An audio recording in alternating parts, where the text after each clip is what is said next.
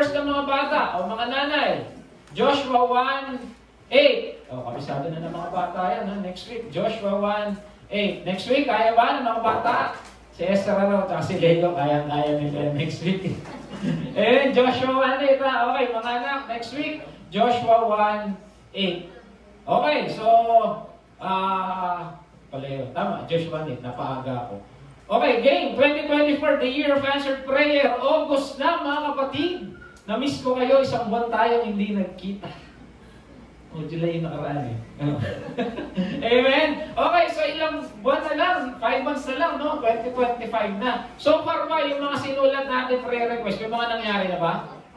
Amen? At patuloy bang mangyayari, patuloy na gagawin ng Panginoon, yung mga sinulat natin, di ba? Sabi niya, ask, it will be given to you. Ito yung ating pinangahawakan, Jeremiah 33:3. Kung mananalangin ka sa akin, ano sabi? Tutugunin kita. Amen. Minsan, kaya hindi natin nakukuha, kaya hindi gumaganda ang buhay, kaya hindi nagiging maayos ang buhay, hindi naman natin pinagpipray. Kasi ang linaw ng sinabi ng Panginoon, kung mananalangin ka, tutugunin kita. Kaya sabi mo sa takdib mo, sinagot na ni Lord yung prayer mo.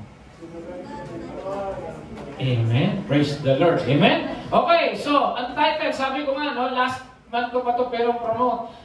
Throughout this month, o kung aabutin pa next month, ang ating series ay Back to the Future. Yung iba, sabi ko, looking back to a better future. Titignan mo yung nakaraan para maging maganda ang iyong kinabukasan. Kasi yung iba, hilig sa history. Wala namang future doon, tama? Parang hindi nila na-gets. Ang mga tao, pansinin nyo, pag sa chismisan, ang gusto pag-usapan yung nakaraan. Uy, alam mo, yung nakaraan, inabuso ko. Alam mo, yung utangan ako, yung binayaran. Alam mo, yung kapitbahay namin, tapon ng basura. Alam mo, yung nakaraan ko, yung ko pag-aral kasi yung ate ko, pinag-aral ng magulang. Di ba, we always like to talk to our past. Pero ang Lord, ano lagi niya sinasabi? Yung future natin. Napasin nyo? Ang Lord, din naman namin nakaraan eh. Ang gusto niya, maging maayos yung ating future. Kaya sabi mo sa tabi mo, gusto ng Lord maayos ang future.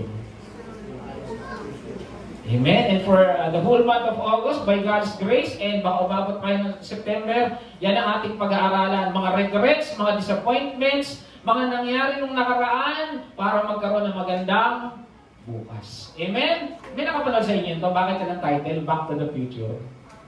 Parang ako lang yata ay nanonood ng movie. 19 ano yan eh. Kaya ang title na series natin, Back to the Future. Kasi ito isang movie o trilogy noong mga 1986, kung hindi nyo na alam, na maganda to, nag-time travel yung isang bata, si Marty, to the year na yung mga magulang niya ay mga dalaga at binata pa.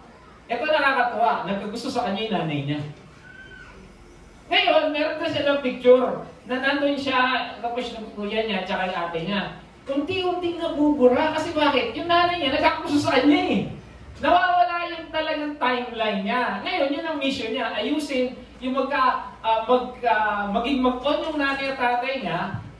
At the same time, yung mga namubuli sa kanila in the future, maawat. Kaya nangyari in the future, nung nangyari o naayos yung spoiler alert, naging maganda yung buhay nila. Amen? So yun ang gustong gawin ng Lord sa atin. Balikan natin yung nakaraan para sa mas magandang bukas. Amen? Bakit ba natin balikan ang nakaraan? Sa tingin mo, bakit kailangan balikan ang nakaraan? Siguro kahit bata, meron nakaraan hindi maganda eh. Tama ba? Kahit siguro si James, meron niyang ayaw ng balikan eh. Nung natakot siya sa madilim. Amen? Bakit? Kasi para maayos niya yung mga sana. Sino rito may mga sana? Sana all. Sana yun ang kursong kinuha ko. Sana nag-aral akong mabuti. Yun yung mga sana natin eh. Sana siya pinakasalan ko. Amen? Sana anak namin, dalawa lang. Mga ganon. I don't know kung merong ganito rito sa inyo. Pero, para maayos yung ating mga sana. Amen? Ito, lahat may nakaraan. Lahat merong what if. Lahat merong totga. Alam mo yung totga? The one that got away. Amen. Lahat meron kung maibabalik, wala. Kaya iba rito, paborito si Regine Velasquez eh. Meron pa rito paborito si Regine Velasquez? Yung mga bata, hindi nila kilala si Regine Velasquez eh. Alam na nila yung Bini. Amen? Yung iba, lahat merong nasaktan. Tama ba? Lahat na meron tayong nasaktan. Kapatid, kuya, magulang, nasaktan natin nung hindi tayo nakatapos, nung nag-asawa tayo agad. Nung yung sinabi lang, ito yung kurso mo, ito yung kinuha mo, yung nag-layas ka, nakasaktan natin, mga ate, kuya natin, nasaktan natin. At ito matindi, lahat may nagawang mali sa buhay. Amen? Lahat merong gustong takasan, lahat merong bagahe ng kahapon. Tama ba? O ako lang to? May bagahe ba tayo ng kahapon? Yung totoo, maging totoo tayo ngayon dito. No? Wala tayong, sabi ng Lord, the truth will set you free.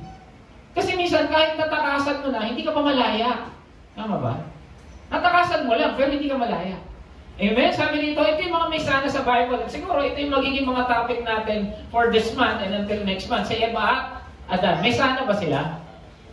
Sana hindi nila kinain yung prutas. Yung mansanas daw. Oo. Si Cain, sana hindi niya pinatay si Batman.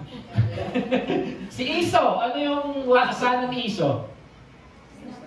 Sana nag-isaw na lang siya. Amen? Si Lot at si Mrs. Lot. Hindi sinurat yung pangalan ni Mrs. Lot eh. Ni Lot. Diba ano yung sana nila? Ay, si Mrs. Lot pala. Hindi siya lumingon. Okay. Pag-aaralan natin yan, si Mrs. Lot. Pangalan na lang niya, Lot. May mga kaibigan yan eh. Si Lot and friends.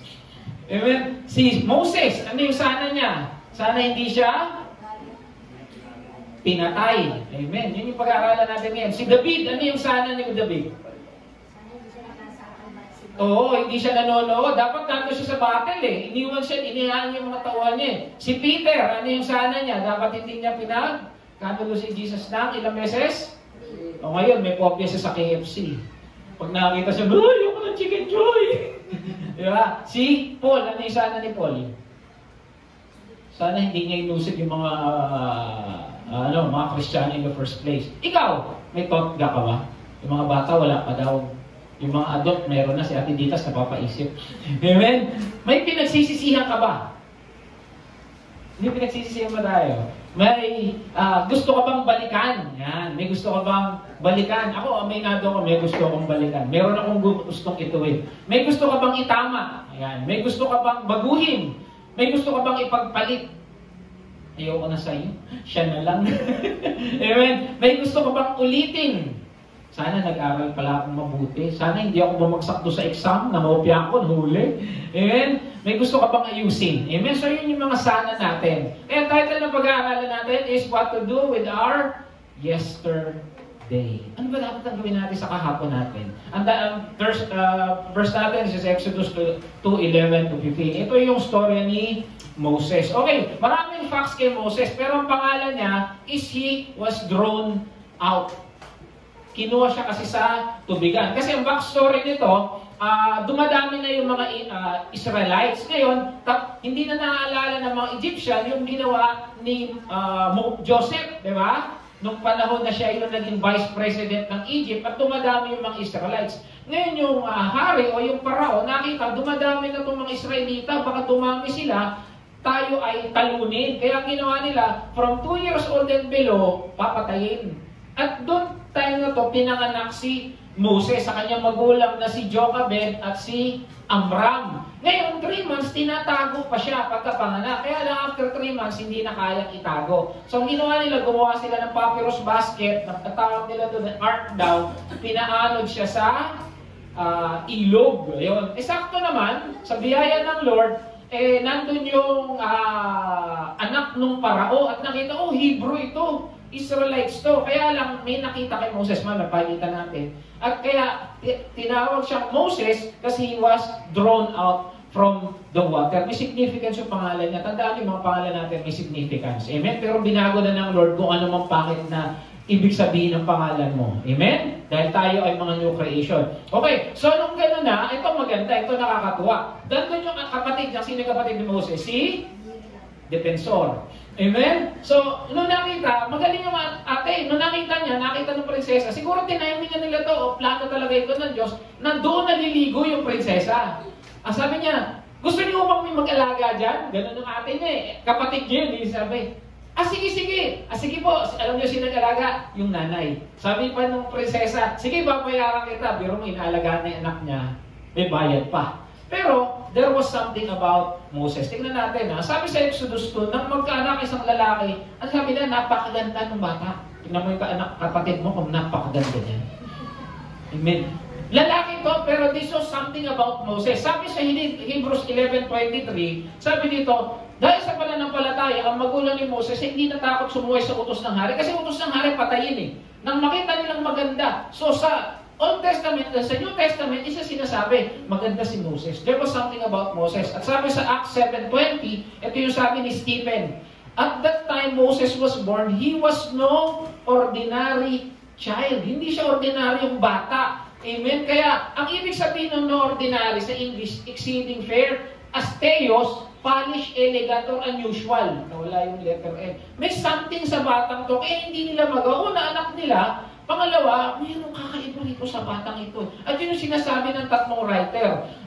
Writer ng Exodus, ng Hebrews, at ng Acts. Sabi sa Acts 7:21, when he was placed outside, Pharaoh's daughter took him and brought him up. Kaya ang pinangalan sa kanya ay Moses. Ano ibig sabihin nun?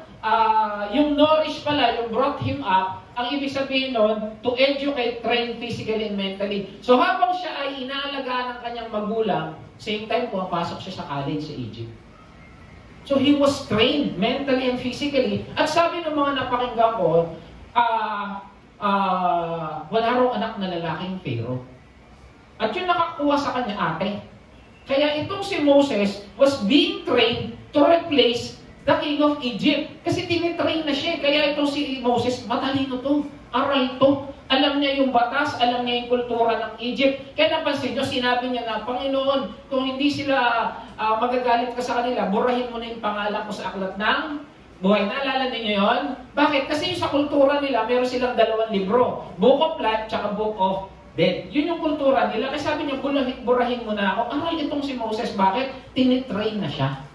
Amen? Sabi sa Acts 22, Moses was educated in all the wisdom of the Egyptian. So ayan, ang linaw-linaw, sinabi ni Stephen, talagang itong si Moses, matalino to. Hinahanda na to, physically, mentally, to be the king. Meron tong kalalagyan sa Egypt. Sabi dito, educated, trained, instructed. Amen? So ganyan katindi si Moses. He was very good. He was something, hindi siya ordinaryong bata, pero alam mo maganda, hindi niya nakakalimutan kung sino siya. Bakit? Pakita natin, ha?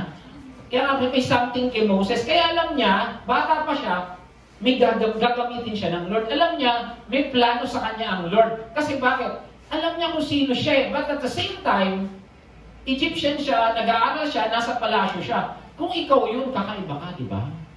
Although you are a Hebrew, parang naalala niyo si Esther. Di ba? Ginamit siya ng Lord. Kasi nandun siya sa palasyo, she was an Israelite, pero siya ay naging asawa ng hari.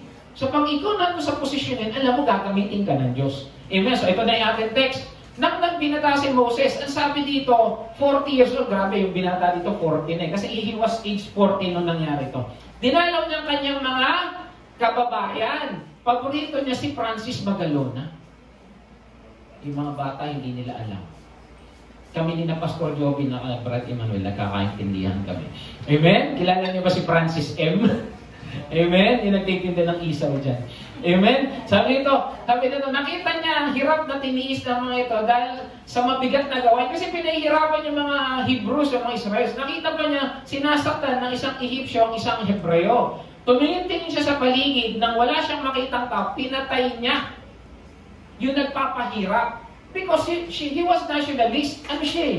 Maka-Israelite siya. Hebreo siya eh. At nung pinatay niya, binaon niya sa buhangin.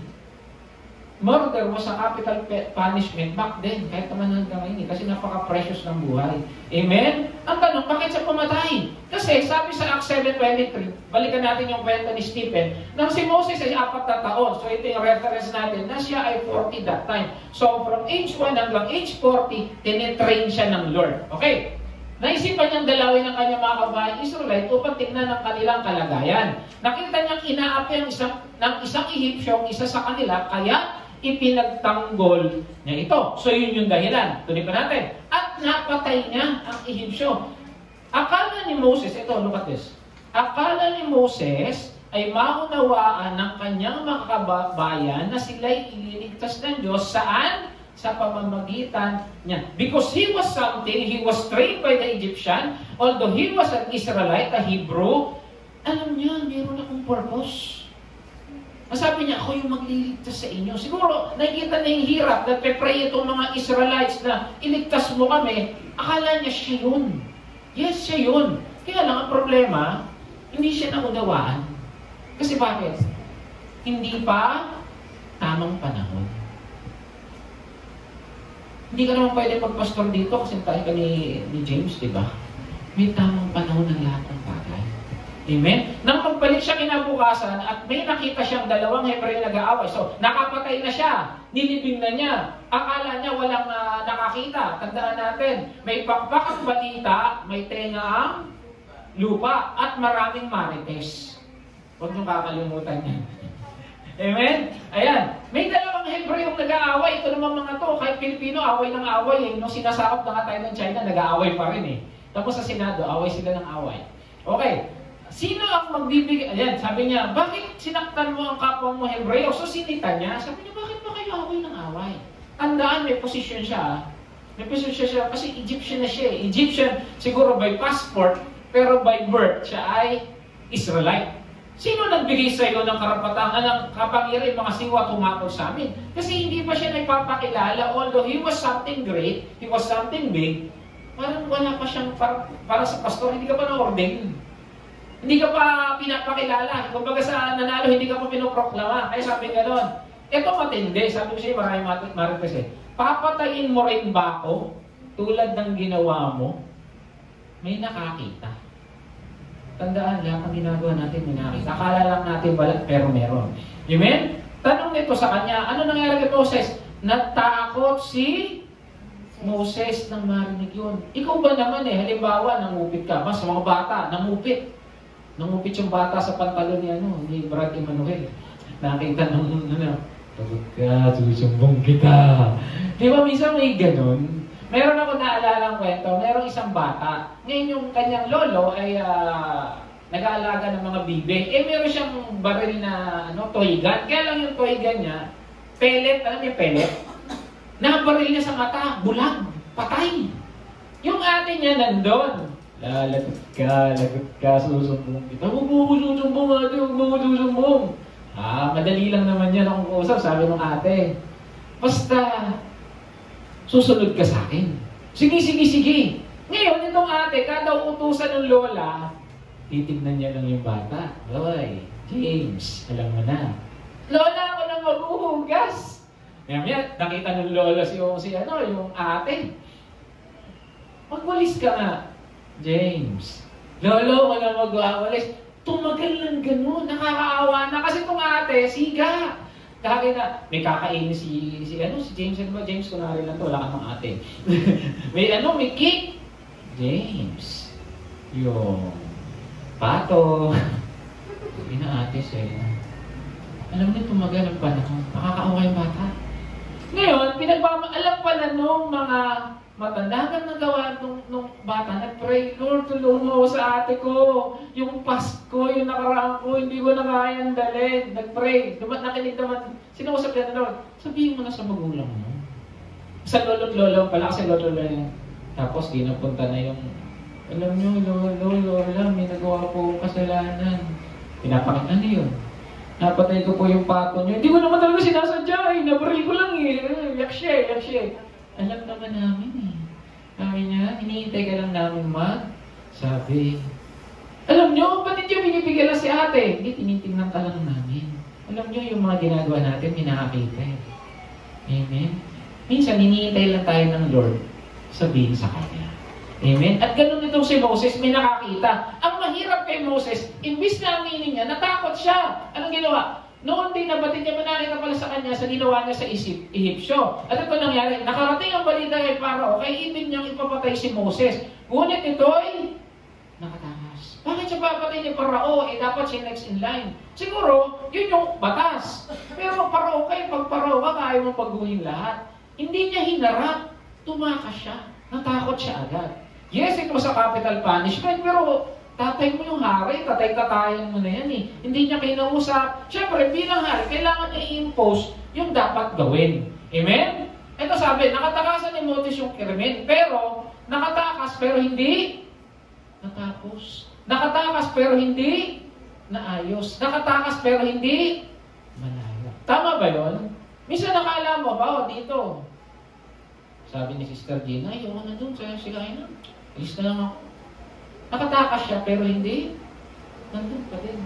Ang mga babae ito pag may problema, alam mo na nagpapagupit ng buhok. Kahit ang magpagupit kayo ng buhok, kahit makalbo, hindi naman na babae yung problema. Tama? Iba nag-change look na sila, iba nagpapatato. Kahit anong gawin natin, kung hindi natin naharapin, wala yan. Amen? Kaya sabi dito, akala mo natakasan mo na, pero bagungot mo pala. Kagaya nung ni James, yung kwento ng bata, di ba? Pag nakikita siya ng ate niya, yung pato. Tayo ba mayroong pato sa buhay? Halimbawa, yung dati na dapat siya yung pinakasalan mo, iiwas-iwasan mo, binlock mo sa FB, lahat na. Kaso pag nakikita mo, nasisira pa rin ang araw mo eh.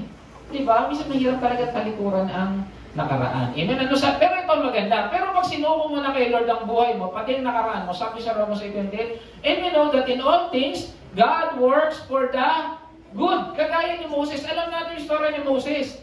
40 years siyang hinanda ng Lord. 40 years siya nagtago sa Midian.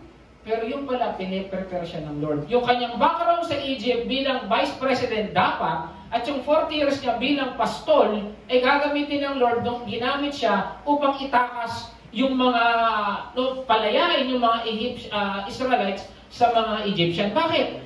Kabisado niya yung wilderness Tama hindi?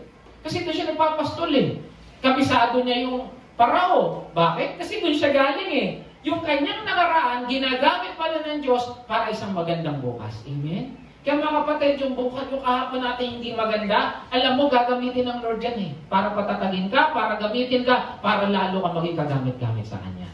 Hindi porke may kahapon tayo, nakalimutan na ng Lord yung palatuntunan niya sa'yo. Amen?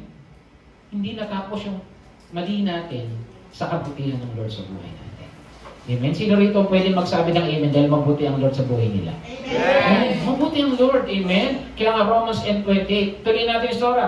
Ito maganda. Dahil nasa kay Lord siya, pagdating sa Exodus 3, narinig ko ang pagdaing ng aking bayan. Ito na yung burning bush experience. Kabisado ninyo to, dito na siya kinatagpuan ng Lord. Tinakasan niya yung Egyptian, tinakasan niya yung Egypt, tinakasan niya yung mga Egyptian, pero ang Lord may plano sa kanya. Ano sabi rito? Kaya papupuntahin kita sa...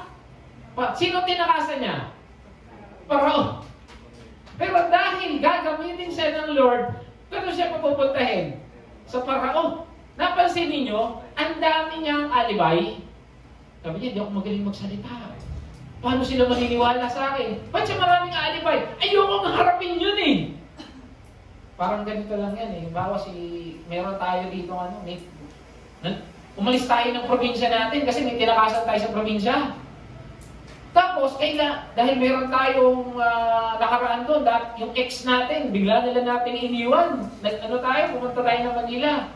Ngayon, kailangan mo palang bumalik sa probinsya dahil namatay na yung magulang mo, ayusin mo yung mga lote nyo, yung palang ex mo, siya pala yung governor na. Kailangan mo harapin. Minsan, ganun ang buhay. At ganun yung nangyari kay Parao, kay Moses. Pero sabi ng Lord, huwag kang mag-alala, hindi kita pababayaan. Sabi mo sa katabi mo, hindi ka pababayaan ng Lord. Amen. Basta tayo nasa Panginoon, hindi tayo pababayaan ng Diyos. Amen? May tamang panahon kayo. Napansin ninyo, alam niya gagamitin siya nung 40 years old siya. Kaya gumawa siya ng hindi. Inutos ba ng Lord John? Hindi. Hintayin mo yung tamang panahon at yung tamang panahon. Kasi bakit? Hindi pa siya hinog Hindi pa siya natitrain sa 40 years sa wilderness. Minsan yung ginagawa sa iyo ng Diyos, ginagamit ng Diyos yan para sa bukas na mas kagamit-gamit ka. Amen? Minsan, naging katulong ka pala sa mga preso. Halimbawa lang, yung pala, doon ka gagamitin para mag-minister ng Lord. Yung experience mo, ang gagamitin ng Lord para mas maging kagamit-gamit ka. Amen? Bakit pa ako natira dito sa magulong paligid na to? Hindi mo alam, ikaw pala yung gagamitin mensahero ng Lord doon.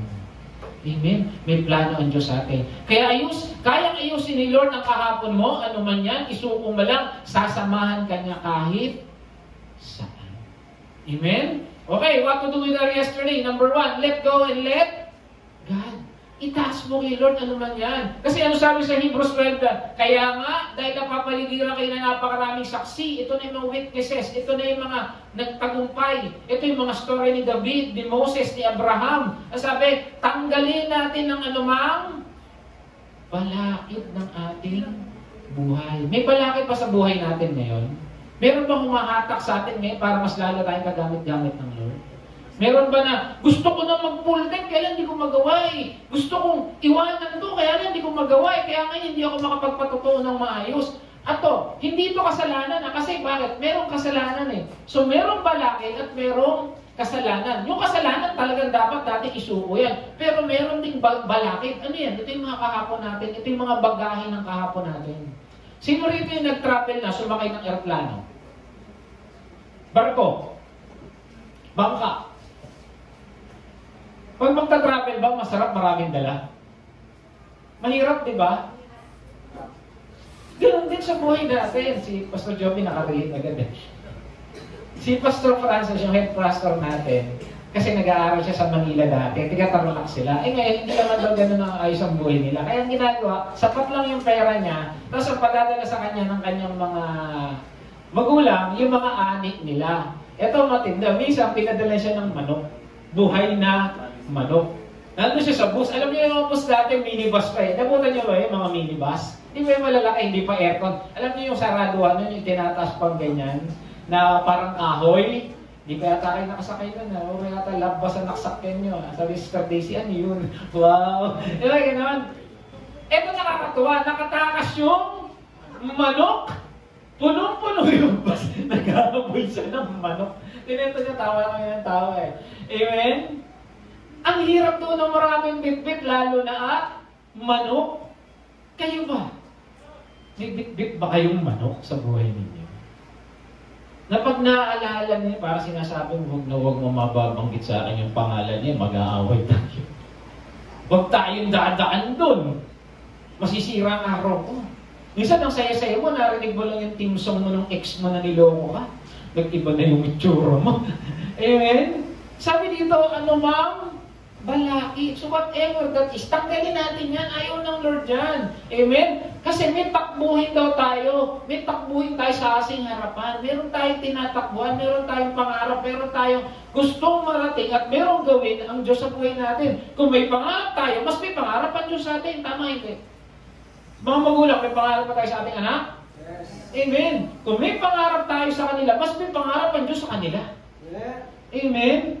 At ganun din sa atin. Kaya minsan hindi nangyari yung fulfilled life, yung masayang life, kasi bakit yung balakid ayaw natin tanggalin na yun? Yung sakit ng kahapon. Yung ate ko, minura ko niya. Yung tatay ko, sinaktan ako niyan. Yung kapitbahay ako, minulestya ako niyan. Yung teacher ko, binagsak ako niyan.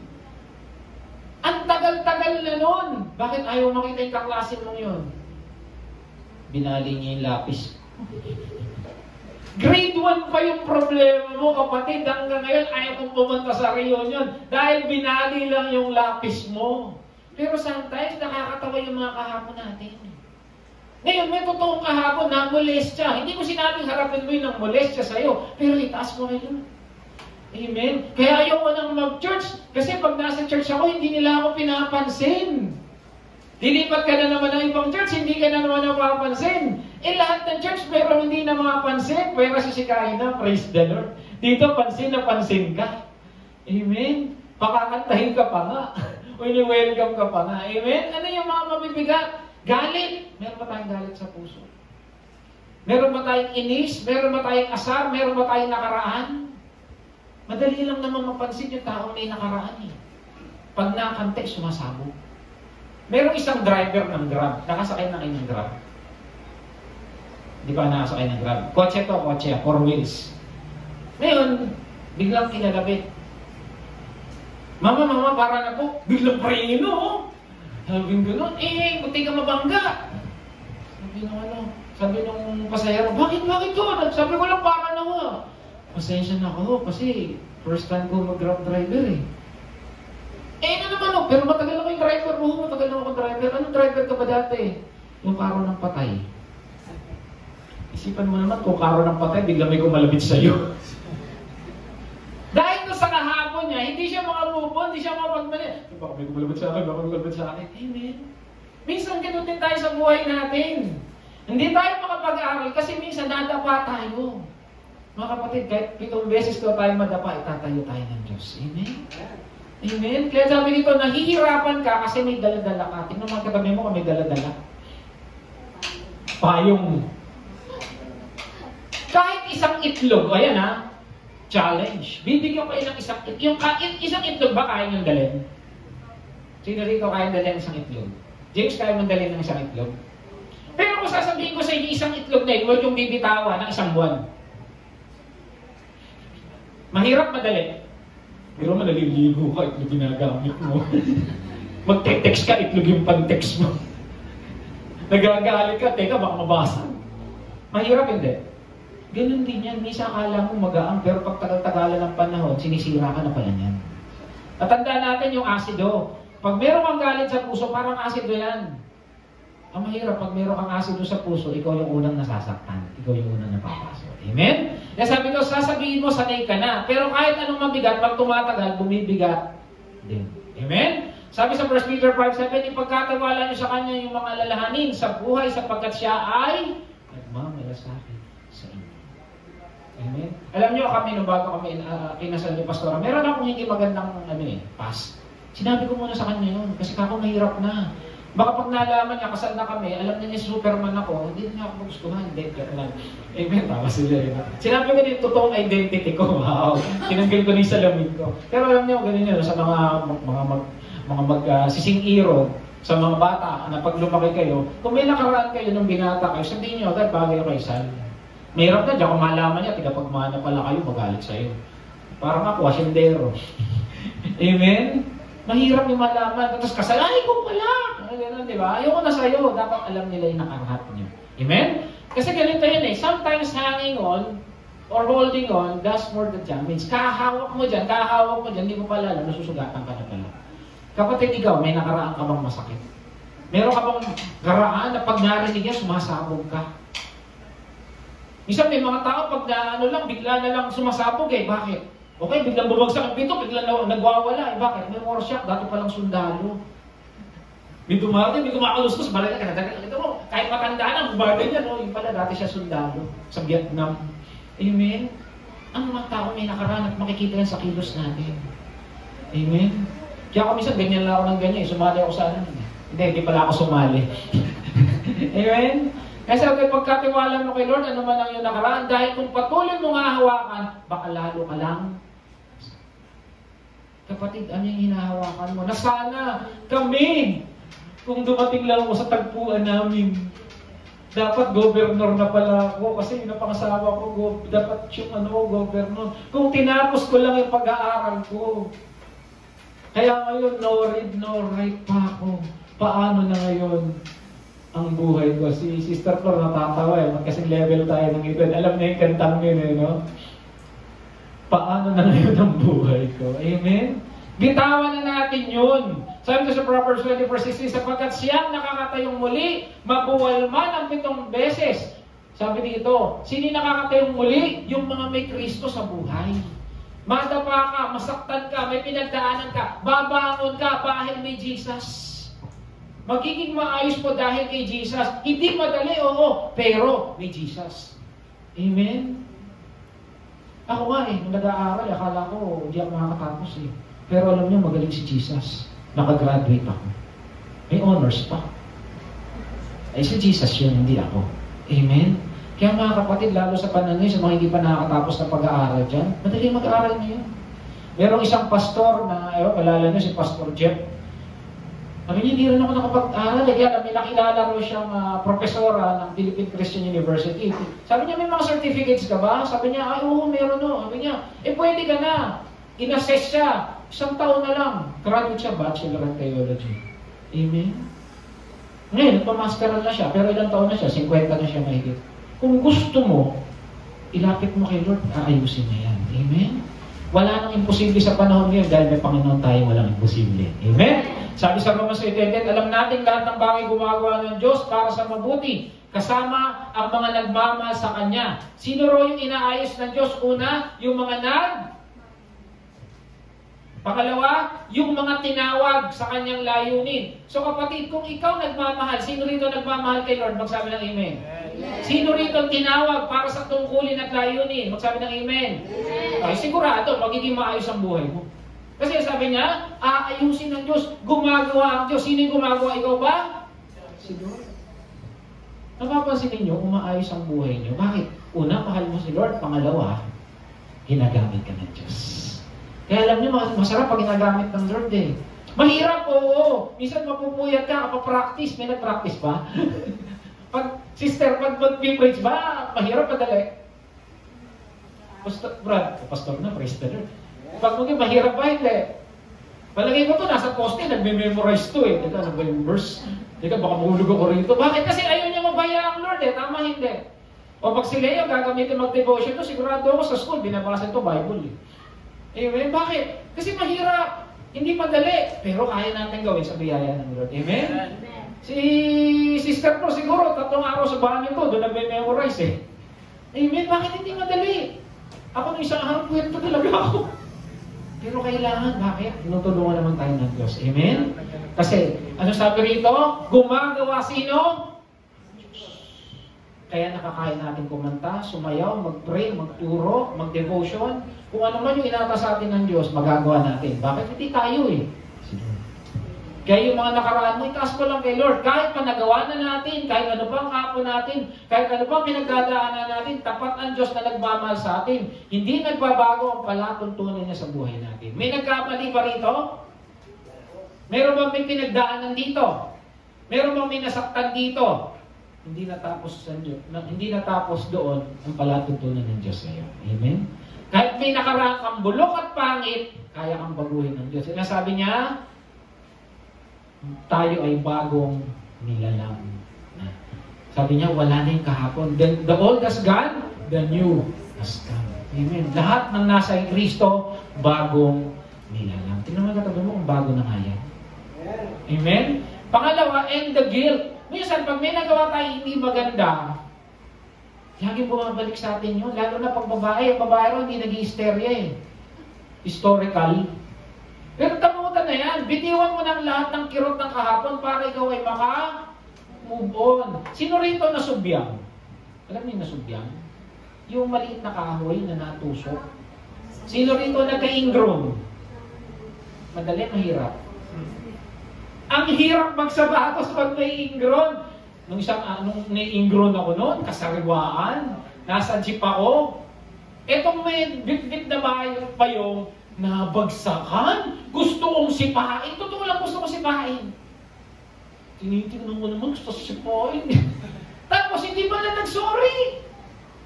Parang siya pa galit, dadyo pa ako, jeep yun eh, no? Sana nag-taxi siya. Pag may kahapon ka, makanti ka, lagi kang galit. Napansin niya? Tignan mo yung katabi mo pag nakakanti kang gagalit. Ito maawa. Ganda ng tawa. Amen? Nakakapagod yan. Nakakapagod yung may kahapon. Kalimutan mo na. Kung yung nakagawa sa'yo, nagnakaw ng ballpen mo nung elementary, patay na, tama na. Sabi nga nung bata, tama na yan. Amen? Huwag mo nang balik-balikan. Galit ako, yung pumunta ng aming reunion dahil ninakawan ako ng ballpen ng kaklase ko. Anong grade ka noon? Grade 1. Ayoko nang bumalik kasi teacher ko binato ko ng eraser. Ayoko nang bumalik ko kasi yung principal na disciplinary action ako. Wala na yun, tapos na yun. Di na nga nila naaalala yun eh. Amen? Eh sabi din sa Matthew 11:20, kung lumapit kayo sa Kanya lahat na nahihirapan at lubang nabibigatan sa inyong pasanin. Alam nyo, Pilipino ito eh. Nung nasa ibang bansa pa ako, ang tawagan talaga doon, ibang lahi, how are you my friend? Siyempre ikaw, Pilipino ka, ang sagot mo lagi, o ikaw, tinanong ka, how are you my friend? Fine. Lahat fine. Kahit na may pinagdadaanan, pero tanongin mo 3 beses, how are you my friend? Fine. How are you, my friend? Fine. How are you, my friend? Hindi naman laging fine eh. Tignan mo yung katabi mo, tanong mo, how are you, my friend? Parang hindi nyo masanong eh, no? Parang alam nyo, nag-away kami kanina nito eh. Gusto ko nga siya sa bunutan eh. Amen? Pero sabi ng Lord, lumapit daw tayo sa kanyang mga nahihirapan at napapagod kasi pagpapahingahin niya tayo. Kapatid, the last time I check, kaya kang pagpahingahin ng Lord. Amen? The last time I check, kayang baguhin ng Lord yung kahapon mong masakit. Amen? The last time I check, mahal ka ni Lord.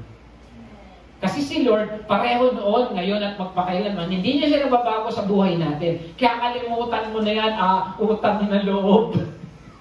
Napautang na loob na ako eh, no? Pangit, Lord, sorry parang nagmumura yun. Amen? E sabi sa 1 John 1:9, if we confess our sin, although iba yung konteksto nito, He is faithful and just to forgive us. Ang sabi dito, aminin mo yung kasalanan mo sa harapan ng Diyos. Oo, ninakaw mo yung itlog ng kapitbahay nyo. Nangupit ka ng tig-5 sa lola mo. May mabot pa na 5 rito, para ako lang yan. Ako totoo, nangupit ako, mga 5 doon. Kasi lola ko may tindahan. Ngayon, alam niyo yung mga lalagay ng pera, 5, G's, 25. May 50 ba? May 50 pang buo nun. Meron 50 piso. Tapos yung bills na 2 piso. Sa 12.30 na, tandaan ni Pastor. Yung dito, may mga papel. Tapos dito 5 G's. Ang lola ko, hindi pinanunok ko yung 5 tsaka G's. Dumadami yun. Paggabi, pinukuha ko ng 5, 20. O yung 25, magkano yun? O tama, nag-compute pa sila. Piso. Bukas, bibili ko sa kapitbahay namin. May nangungupit talaga ako noon. Alam ng mga kapatid ko rin, tsaka ng mag- Alam din naman ng lola ko, bakit tumunti yung 5 rito? Ako naman nakatingin lang sa kisame. Amen? Alam nila yun, di pwedeng hindi. Amen? Hindi kaya na-confess, pero alam na nila yun. Pero sabi ng Lord, i-confess mo. Kung wala naman yun nasaktan mo, Lord, sinaktan ako ng magulang ko. Lord, sinaktan ako ng ate ko. Lord, sinaktan ako ng teacher ko. Ihagulgul mo kay Lord. Pag hindi mo kaya hagulgul, tuhurin mo. Ano yung tuhurin? Iluhod mo. Mga kapatid, pag iyak mo, pag hagulgul mo, pag tayo mo, bagong tao ka na. Amen? Bakit? Inilabas mo na lahat kay Lord. Sinabi mo, nagkamali ka, nakasakit ka, sabihin na natin, grave offense na gawa mo, kung ano hindi mo nagawa maganda. Pero oras na iluhod mo yan kay Lord at iniyak mo na yan kay Lord, bagong nilalang ka na. Kung hinayaan mong itaas sa Kanya, may nakasakit sa atin. Lahat naman may nasasaktan, tama? Lahat ba rito nasaktan? Asawa mo, nasasaktan ka araw-araw eh. Anak mo nga, magulang mo, nakakasakit sa iyo eh. Amen? Pero hindi ibig sabihin, hihinto na ang buhay natin. Tayo rin naman nakakasakit. Tignan mo yung katabi mo kung nasaktan ka na niyan. Parang sama ng tingin. Amen? Sabi dito sa Romans 8:1, kaya nga wala nang kahatulang parusa pag nakipag-isa ka na kay Kristo. Sabi nga, the old has gone, the new has tapos na yun. Sabi sa John 8:36, if the Son sets you free, you will be free. Kung hindi pa napapalaya, baka meron ka pang hindi binibitawan sa Kanya. Baka meron ka pang hindi na-confess sa Kanya. Kaya pag nagpapa-altar calling tayo, buti nga hindi tayo nagpapa-altar calling, ikaw yung una nagtataas ng kamay kasi meron kang iniiyak kay Lord. Amen. Palayain mo na yung sarili mo. Kung may tao man hindi nakagawa sa iyo na mabuti, palayain mo na yung sarili mo sa Kanya. Kasi siya, hindi na niya alam yun. Tapos na yun. Pero ikaw, pag naalala mo siya, galit na galit ka pa rin. Pag tinanong mo siya, hindi na niya alam. May 2 monghe. Yung monghe, bawal humawak ng babae. Ngayon, tatawin sila ng tulay. Ngayon, merong isang babae, takot sa heights. Ngayon, ginawa ng monghe, sabi ng babae, kailangan mo tumawid kasi kailangan pumunta sa bayan, meron ako kailangan asikasuhin doon. May sakit ako, hindi ako makalakad ng maayos, lalo na takot ako sa tulay. Ang ginawa ng isang monghe, binitbit niya. Bawal pa sila humawak ng babae? Bawal. Kaya lang, pinimili niya. Binuhat niya. Yung kasama niya mo, tinitignan lang siya. Tapos, pagdating sa kabilang tulay, binaba na niya. Lakad na sila. Napansin nung isang monghe, yung hindi nagbuhat, yung lalaking nagbuhat, tuloy-tuloy lang, nakangiti pa nga eh. Sabi niya, Brad, ba't ganyan ka? May ginawa kang mali. Sabi gano'n sa kanya. Ano niya, alin? Binuhat mo yung babae, bawal yun. Oo, kanina pa yun. Kaya nga nakangiti na ako eh. Ikaw hanggang ngayon, bit-bit mo pa siya. Ganun ba tayo? Tapos na yung kahapon, pinipit-bit mo pa, kawawa ka naman. Tapos na yung nagnakaw ng ballpen mo, hanggang ngayon, imiss ka pa rin. Amen. Kaya nga si Peter, may phobia sa chicken joy yun eh. Pero pag nakakita ng chicken joy, ayoko ng chicken joy. Kasi nung tumila ako yung manok, pinagkagulo ko si Jesus. Kaya hindi kumakain ng manok si Peter. Pero wala sa Bible yan, ha? Amen? Ano sabi rito? Pinalaya ka na ni Lord, kaya palayain mo na rin yung sarili mo. Kagabitin yung katabi mo sa iyo, palayain mo na sarili mo. Amen. Amen? Pangatlo, allow God to heal. So una, ano ba yung una? Let go and let God. Pangalawa, end the guilt. Tapos na yun eh. Pangatlo, allow God to heal. Hayaan mong pagamutin ka ng Lord. Sabi rito, ang pusong wasak ay kayang kanya ring lulunasan. Mga kapatid, nung pinako ang Panginoong Jesus, nung nilatay, sinugatan, pinahirapan ng Panginoong Jesus, pinagaling na niya tayo sa ating lahat ng ating mga karamdaman. Naniniwala ba tayo doon? Pero kasama doon, yung emotional baggage, yung emotional pain, yung spiritual pain, yung mental pain. Amen? Hindi lang yung physical. Lahat ng sumpa ng kahapon, sakit ng kahapon, pinalaya ka na ng Jesus. Hindi lang yung sakit ng physical, kapatid. Kasi may emotional pain at may mental pain, tama? Yung ba pag naaalala mo yung teamsong mo nung ex mo na nanloko sa'yo, gusto mong manakit? Yung ba pag may nakakita kang bagay na nag-aalala sa'yo nung nakaraan mo, gusto mong magwala? Wala na yun. Charge it to the cross. Kasi hindi ka magiging kagamit-gamit ng Lord kung dala-dala mo pa yan ngayon. Amen? Ang sabi rito, si Yahweh aking Diyos, ako'y dumaing at ako'y naman kanyang pinagaling. Sino rito yung pinagaling na ng Lord? Magsabi ng Amen. Pinagaling na tayo mula ulo hanggang paa. Kaya sabi dito sa Matthew 19:26, with man this is impossible, but with God all things are possible.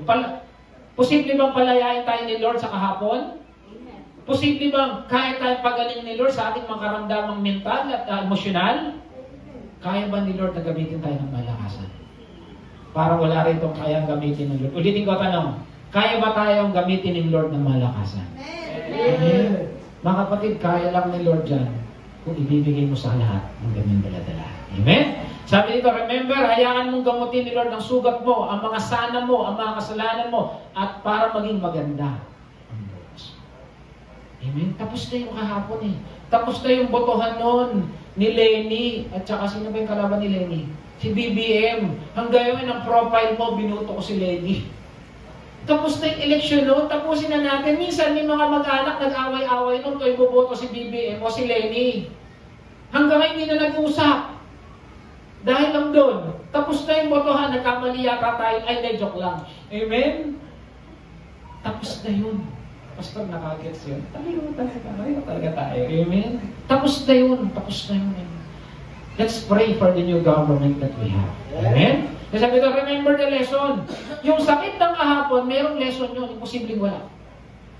Nung naloko ka o naloko ka, may lesson yun. Nung nasaktan ka nun, may lesson yun.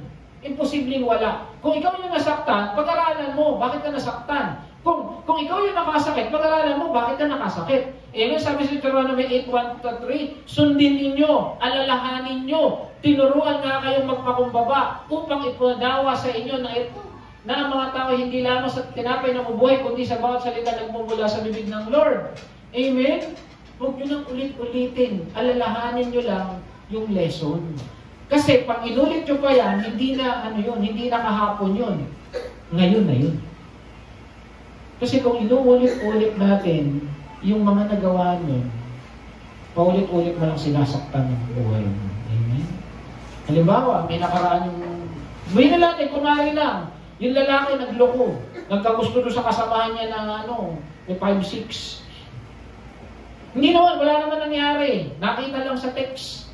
Nahuli ni Mrs. 20 years na nakakalipas, pag napabanggit yung pangalan, nag-aaway pa rin. 20 years na, wala naman nangyari. Amen, tapos na. Alam mo, kawawa doon, yung nagagalit lagi. Tapos na yun eh. Kasi sabi, mamuhay kayo ayon sa salita ng Diyos. Sapagkat ang nakikinig ng salita, ngunit hindi sumusunod dito, ay katulad ng isang tao tumitingin sa salamin. At pagkatapos nakita ang sarili, umaalis at kinalimutan ang kanyang anyo. Tapos na yun mga kapatid, kalimutan nyo na yun kasi mahirap may dala-dala.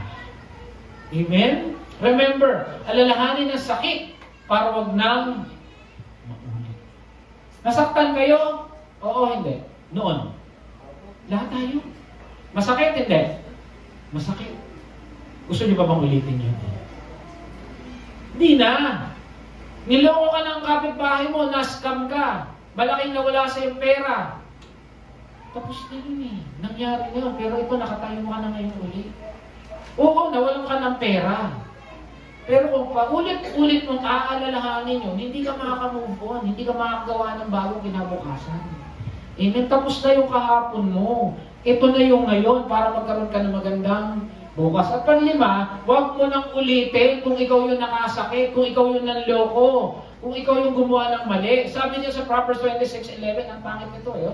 Ang taong mananatili sa kanyang kahangalan ay tulad ng aso, ang sariling suka ay kung paulit-ulit at inuulit mo pa rin yung ginawa, nababae ka na nun, nanlalaki ka na nun, inuulit mo pa rin dahil feeling mo, ang haba ng hair mo, kung ikaw yung babae. Kung ikaw naman yung lalaki, macho dito ka. Hanggang ngayon, mayroon pa rin nagkakagusto sa akin. May asawa ka naman. O kaya, paulit-ulit ka ng loloko ng kumpanya, paulit-ulit ka ng i-scam, dapat ka na ikulong. Amen? Huwag na natin ulitin. Tapos na yan. Kung na-opya ka noon, kaya ka nagbumagsak, huwag ka nang opya uli ngayon. Mag-aaral ka naman. Amen? Kung tutulog-tulog ka noon, kaya kayo nagkakotang-kotang, magtrabaho ka naman ngayon. Ano sabi sa Hebrews 10:26? If we go on sinning, deliberately. Ganon din naman sa kasalanan. Huwag mo nang ulit-ulitin. Alam mo nang mali. Tandaan. Ito, natutunan ko ito kay Bishop Emmy. Ang mga tupa, tama ba napuputikan? Ang baboy ba napuputikan? Pero sino yung naglulublob sa putikan? Yung tupa, gusto niyo ba maglublob? Ang tanong, ano tayo, tupa o baboy? Gusto mo bang manalitig, maglublob sa putikan? O nadudumihan ka paminsan-minsan pero ayaw mo yan? Tignan mo yung katabi mo kung ano yan. Hindi tayo bagay, Becky, baboy ka eh. Naalala ko yung commercial. Amen? Ito, sabi nito, si Stephen din, you can never make same mistake twice. Hindi na pwede yun. Nagkamali ka na nun, ganun-ganon, inulit mo pa. Sabi nito, because the second time you make it, it's not a mistake. It's a choice. Noon, nahuli ka ng boss mo, natutulog, kaya ka nasisante. Natutulog ka na naman ngayon, choice mo na yun, hindi na pagkakamali. Amen? Nagbulakbol ka no, nagbubulakbol ka na naman, hindi mo yun, choice mo na yun. Amen? Kaya nga sabi ni... Kaya nagkakahirap-hirap yung buhay natin kasi hindi ka nagsumikap nun. Tapos hindi ka pa rin nagsusumikap, choice mo na yun. Amen? Kaya nga sabi ni Deli Atay-Atayan, magsumikap ka. Nanonood ka Janet Marcia atin dito na. Kasi si Janet Marcia yun. Yung mga millennials hindi nila alam. Tingnan mo sa YouTube. Kaya ikaw dyan, magsumikap ka. May sabihin mo nga sa katabi mo yan. Sabihin mo, huwag dyan, hindi si Jan yan. Sabihin mo yung sa sarili mo, magsumikap ka hanggat buhay ka. Amen. Meron ka bang kayang gawin eh. Kaya mga bata, kaya ikaw, mag-aral ka. Amen. Para magkaroon tayo ng magandang bukas. Amen. Kaya mga batang to, sigurado ko next week, mag-aaral to yung Deuteronomy 1:8. Amen. Joshua pala. Tanong, mali ako. Kaya ikaw, Wendell, alalahanin mo yung tama. Amen. Okay, sama rin na tayo. Number 1, ano rin gawin? Let go and let God. Kung may nakahapon kang masakit, may nagawa kang hindi maganda, bigyan mo kay Lord. Iiyak mo kay Lord. Lord, ayoko na. Ayoko nang masaktan uli. Ayoko nang pagalitan uli nung kahapon. Ayoko nang lokohin uli nung kahapon. Ibigay mo na kay Lord. Para makalaya ka. Pangalawa, kung may nagawa kang mali, guilty ka lagi eh. Oo, nagpulakbol ka. Oo, natulog ka no, nasisante ka. Tapos na yun. May bagong bukas na yun. Amen? Ano susunod? Allow God to heal you. Minsan, hindi yung nakakahil yung tugtog, hindi nakakahil yung mag-aalway muna ako, Pupunta muna ako mag-isa, pupunta ako sa bundok, pupunta ako sa gubat, pupunta ako sa saan, pagbalik ko, bago na ako, magpapagupit ako. Marami tayong seremonya ng buhay eh. Pero alam niyo kung sino lang ang totoo magpapagaling sa atin? Si Lord. Kahit nasa kwarto ka lang, kung iniiyak mo kay Lord yan at hinayaan mo gamutin ka niyan, kaya ka niyang gamutin. Amen? Pangapat, remember the lesson. Kung nakasakit ka, ano yung lesson? Ba't ako nasaktan? Kasi naging sensitive ako eh. Kung ikaw naman yung nakit, bakit ka nanloko? Eh kasi nag-imbot ako eh. Alalahanin mo yung lesson at huwag mo nang tapos na yun. Tanda natin yung kahapon, kaya ka lang saktan kung inaalala mo siya. Amen? Kaya ka lang saktan ng kuya mo, kaya ka lang saktan ng teacher mo, kaya ka lang saktan ng kung sino man yan kung inaalala mo siya. Pero the moment na hindi mo na siya naalala, wala na. Naalala nyo, lagi ko kayong pinapapikit dati, alalahanin mo yung nagpapasaya sa iyo. Nakikita ko yung mukha nyo, nagingitian kayo. Pero pag pinasabi lang, alalahanin mo yung nang-inis sa'yo, sigurado paglabas yun, nakasimangot kayo dito. Ngayon, huwag na natin subukan, baka sumamangot kayo lahat. Amen? And then lastly, huwag mo nang ulitin. Ano sabi sa Proverbs? Para daw aso na bumabalik sa kanyang suka. Nagkamali ka na nun, huwag mo nang ulitin.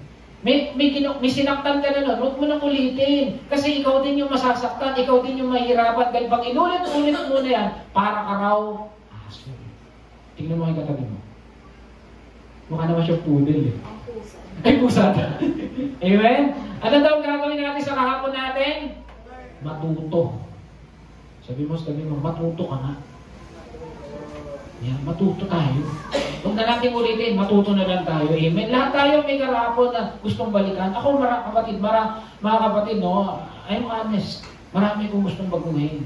Pero sa biyaya ng Lord, tinutulungan niya akong maayos. Hindi pa man lahat sa araw, papatuto ko sa inyong lahat, John. Pero ngayon hindi pa eh. Nasa process pa ako eh.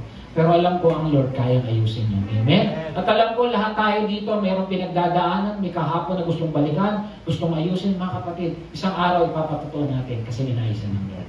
Amen? Meron dito, ano sabi sa 1 Corinthians 10:11, now these things happened to them as an example. But they were written down for our instruction. Yung nangyaring pangit sa'yo, tinuturuan ka pa rin. Amen? Allow that past hurt, allow that past mistake, allow that past sana na maging katuturuan natin. Amen? Nasaktan ka nun, matuto ka na lang. Nakasakit ka nun, matuto ka na lang. At huwag mo nang ulitin. Nangyayari to sa atin yun para maging mga instruction. Nakabangga ka nun, nagmamaneho kasi tulin-tulin mo, huwag mo nang ulitin. 80 ka na lang, huwag ka na sandaan. Amen? Meron isang tao, dito tayo mag-i-end. Ang pangalan niya ay si Dr. Alfred Nobel. Mayaman to, sikat to. Ngayon, due to some reason, nailathala sa pahayagan. Alam niyo ba yung pahayagan? Leo, alam mo yung pahayagan? Ha? Ako, hindi niya alam. Newspaper. Yung dyaryo. Ito nalathala sa pahayagan yung obituary. Alam niyo obituary?